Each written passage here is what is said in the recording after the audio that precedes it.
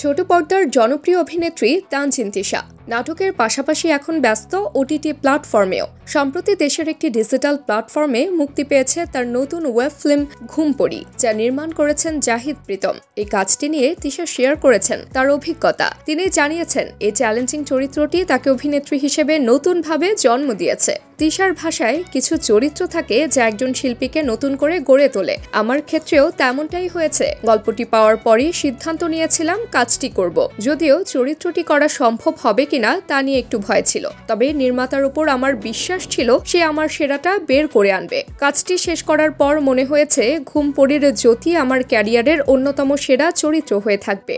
এই web film প্রকাশের পর দর্শকের দারুণ সাড়া পেয়েছেন তিশা। এজন্য নির্মাতা এবং ঘুমপড়ি টিমের প্রতি কৃতজ্ঞতা প্রকাশ করেছেন তিনি। তার মতে, এমন চরিত্রই একজন শিল্পীকে অন্যদের থেকে আলাদা করে তোলে। ঘুমপড়ির মাধ্যমে প্রথমবার চরকির সঙ্গে কাজ করেছেন তানজিন তিশা। যদিও নির্মাতা জাহিদ প্রীতমের সঙ্গে আগেও বেশ কিছু কাজ করেছেন, যা দর্শকদের মধ্যে জনপ্রিয়তা পেয়েছে। তিশা মনে করেন এই কাজটি তার জন্য বিশেষ, কারণ তিনি সবসময় চরিত্রের ভেতরে ঢুকে অভিনয় করতে পছন্দ করেন। বর্তমানে তিনি ঈদের প্রজেক্ট নিয়ে ব্যস্ত সময় পার করছেন। শুটিংয়ের পাশাপাশি অংশ নিচ্ছেন বিভিন্ন ইভেন্টেও। সবশেষ তাকে দেখা গেছে বসন্ত বৈরী নাটকে, যা ভালোবাসা দিবসে ইউটিউবে প্রকাশিত হয়। এতে তার বিপরীতে ছিলেন খায়রুল বাশার। এই জুটি ইতিমধ্যে বেশ কয়েকটি নাটকে একসঙ্গে কাজ করেছেন এবং পেয়েছেন দর্শক প্রিয়তা। আসন্ন ঈদেও তাদের একসঙ্গে দেখা যাবে নতুন নাটকে। তাবাসসুম হক আনিকা, দৈনিক আওয়ার, বাংলাদেশ।